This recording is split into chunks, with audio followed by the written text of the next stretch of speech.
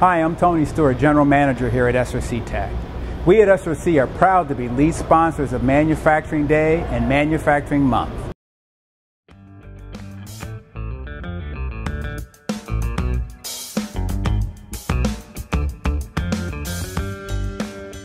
Hi, I'm Kathy Birmingham, and I work for Partners for Education and Business, an affiliate of MACNY.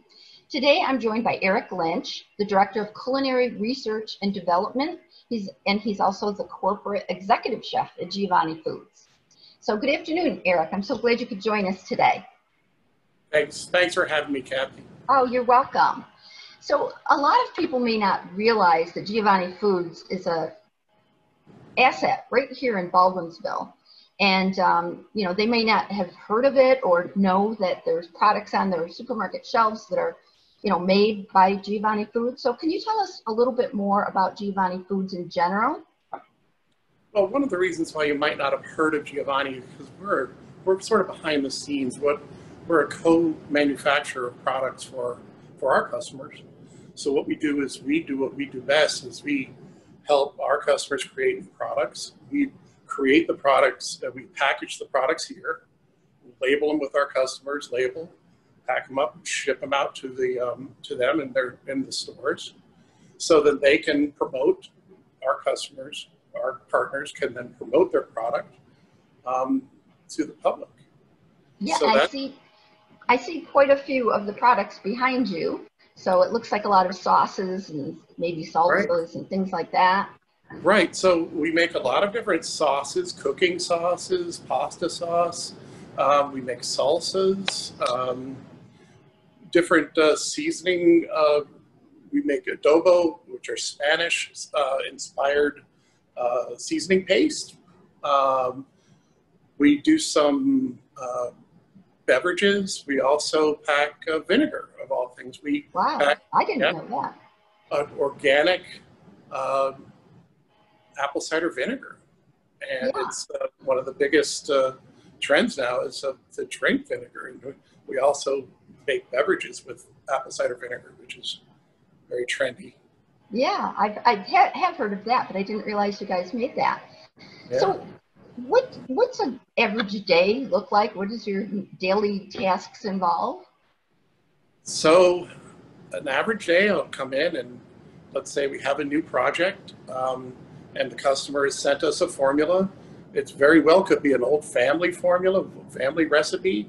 And we have to look at that and then try to decipher basically how to put it together into a formula that could be transferred to our plant. Then we'll make the product right here on in our kitchen, right here in the kitchen that I'm standing in.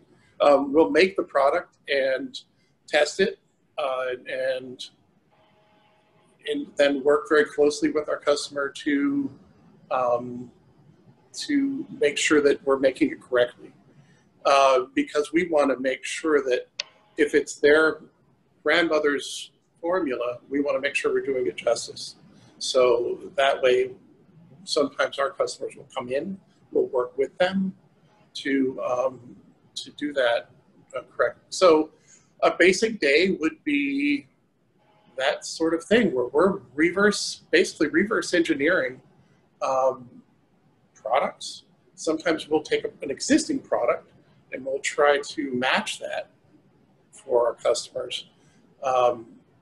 And it could be a restaurant sauce that someone's had, and then we try to figure out what was that they made, and we'll recreate it in our kitchen. What would go into like formulas? Like, I don't know if Giovanni has their own things that they make themselves, right, not just for other people, but what would you do to like figure out the formula for maybe the right seasonings or the different ingredients that go in? How do you go about that? Well, some of that is with my training, my culinary training. I'm a classically French trained chef, so trained in French culinary theory, ingredients, different methods of cooking. So also I have lots of experience with different ethnic foods, so I'll take that experience. Then I'll also, when we have a request for a certain sort of sauce, I'll research that a little bit more. My team will research into that sauce and find out really what makes that authentic, and then we'll put it together. So the spices and the herbs generally come from my experience, plus they'll come from research that we do. Okay. And I know it's kind of popular now for, you know, even if there is a product that has a brand name that you're working with that company, but they might want you to change part of it so that it's now organic or gluten-free or low sodium, you know, all those types of dietary and other types of things. So how does that go about? What would you do for that? So we have worked on lots of different projects like that, where a customer asks us, please remove the non-GMO ingredients and replace them with, or remove all the GMO ingredients and replace them with non-GMO, or make it organic. It's just about, it's a matter of researching those ingredients or using what we have already in-house. We really set up right now to change a conventional product over to organic. So we have a lot of experience with that transition that we can pretty easily do that, unless it's an atypical product. An atypical meaning it's like a new type of product. We might have to do a little bit of research into what's available for those ingredients that are satisfy the organic and the non-GMO sort of. Okay. So it sounds like you're involved in STEM, whether you know it or not, which is science, technology, engineering, and math. And actually, they've added arts, so it's STEAM. So that's very popular now, career-wise. Most students are involved in one or many of those types of subject areas, and it sounds like you do a lot of that every day. Yes. Because you're working with R&D, and you're working with food scientists.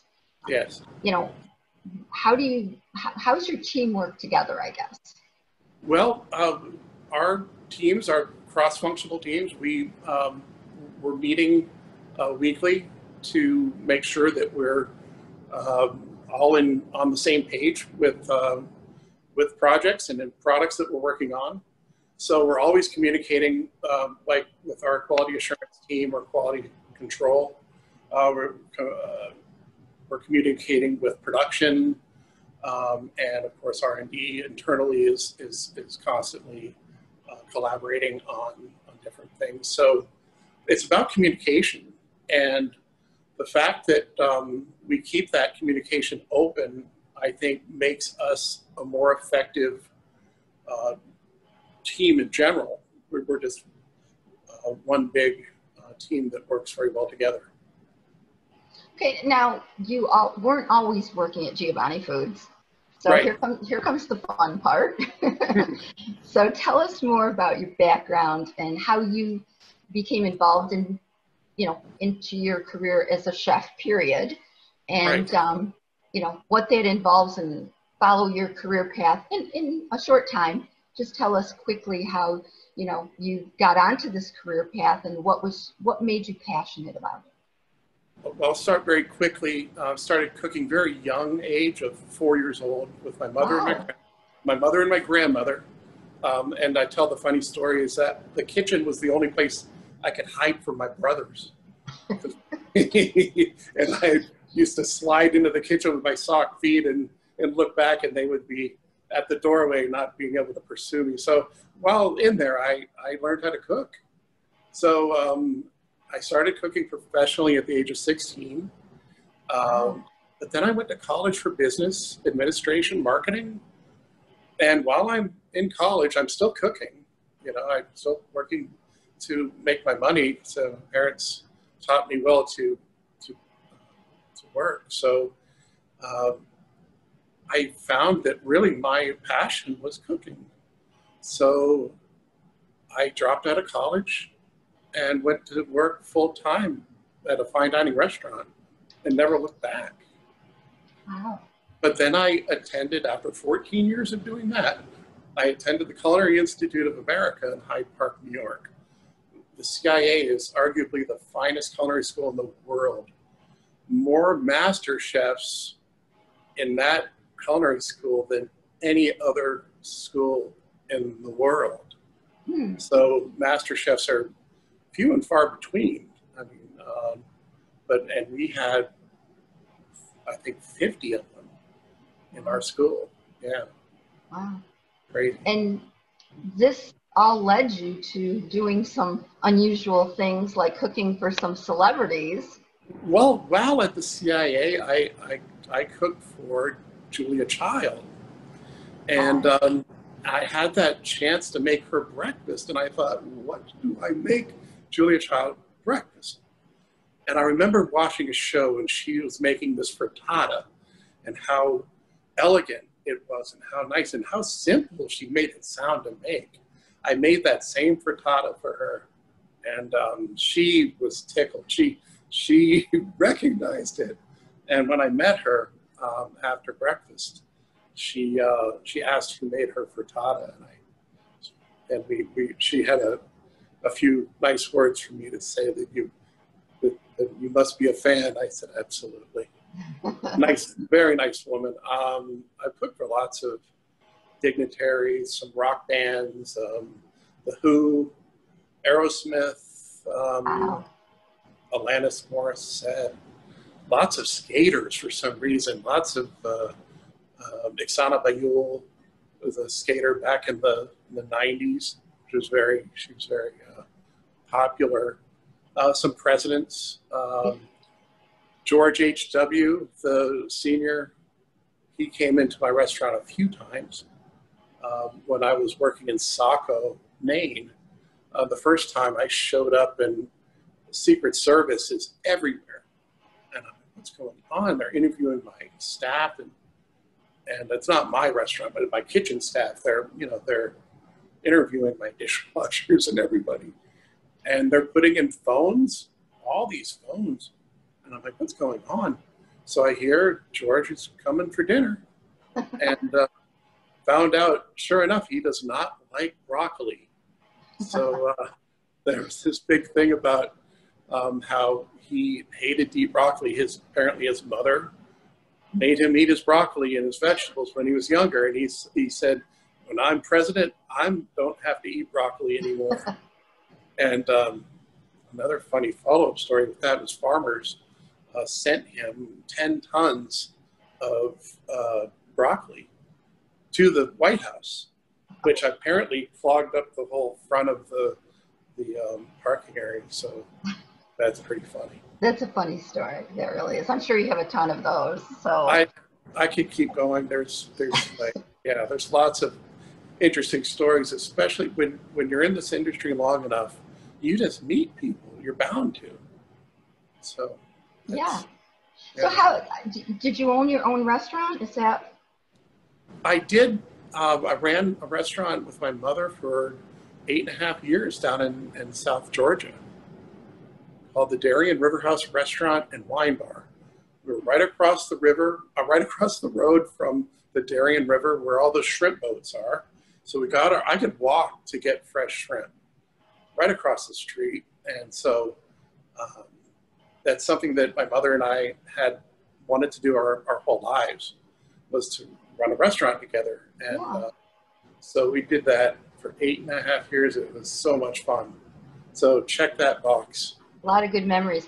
But how did you go from owning and running your own restaurant to the career you're in now? That's got to be interesting. Well, see, I've gone back and forth in this career. I've gone, after culinary school, I went right into research and development for a company called Ariake USA. It's a Japanese company, but creates stocks and soup bases. So I helped to expand their product line to include more French-inspired stocks and fawns and bases. So that, I was with Ariake for about 6 years. Then I went to work for another company, also R&D, and then decided to take a little bit of a break and open the restaurant with my mother, because it came, that was the time, the opportunity came, and we decided to jump on it, and that sometimes you just have to do it. So after that, right, when we were done, 8.5 years, we figured that's long enough. So I started to interview for R&D jobs, and here I am. I'm up in Definitely. up in New York, and yeah, love it. Here to stay, hopefully. Yes. You know, it's funny because when I was on the phone with Lou, our president, he said, "You sure you want to come up here?" Because I was in South Georgia. "You sure you want to come up here? It's cold up here. There's lots of snow." I grew up on the seacoast of New Hampshire. So I said, "Hey, I'm used to the cold. That's fine. Plus, I like to ski, and there's no skiing in Georgia." So no. Maybe water skiing. Yeah, but then there's alligators too, and water. Yeah, that's true. That's true. What do you find that you get up for every day and you look forward to doing in your job? What kind of inspires you, and maybe there's things that every day is different, and that's really a good goal for you? Really, what I think ultimately for me, what gets me going every day is the hopes that our customers accept a new product that I've made, or that we've made. So we are happiest when we get that news that, hey, your product was just accepted, it's going to market, and that's great news. And then being able to see that product, because we know that news means that we're going to be able to go to the grocery store and see our product on the shelf. Yeah. And tell people, hey, look, I made that, or I worked on that. So that's what gets me going every day. What would you, since a lot of the people that are going to be viewing this are students, what Sure. would you recommend, or what would you tell them about your job, as far as, and it could be your culinary team or your R&D team, or it could be just being a chef, but what would you say would you recommend that they learn? What would they do? Are there college degrees that you would recommend? Are there, like you said, communication is a very important skill, education levels to do these types of careers? What would be your advice to them? I would say if you're really passionate about food, I would get some experience in a restaurant near you, and get a couple of years of experience in a restaurant cooking, and then go to culinary school. I would get some culinary training, and then you could start looking for research and development jobs in food companies. So I think that's, oh, I'm sorry, go ahead. I think that's the logical progression would be experience, at least a couple of years, then culinary school, and then start interviewing with food companies. Okay. Any particular skills you would look for, like if you were hiring? What I look for culinary individuals is creativity, knowledge of ingredients, knowledge of theory, of culinary theory. So different cooking techniques. You understand what braising means, this type of, saute versus poaching, but all of these come into play in the manufacturing side because we're trying to mimic most of those cooking techniques. We saute in giant 5,000-gallon kettles. Wow. You know, hey, that's pretty amazing. So, so for that, that's what I look for. I look for creativity, understanding, knowledge, passion. Mm-hmm. You Very gotta have passion. Yeah. Because if you're not into it, no, yeah, you gotta be. yeah. Yeah. Is there And anything else that you'd like people to know? Anything we didn't cover that you might want to, you know, throw in there? Well, I'd like to encourage everybody who has that interest to follow your dream. I mean, if you think that cooking is something you want to do, the product development to change the world, basically, to make a difference in the by creating new products, I think follow that dream. Okay. Well, thank you.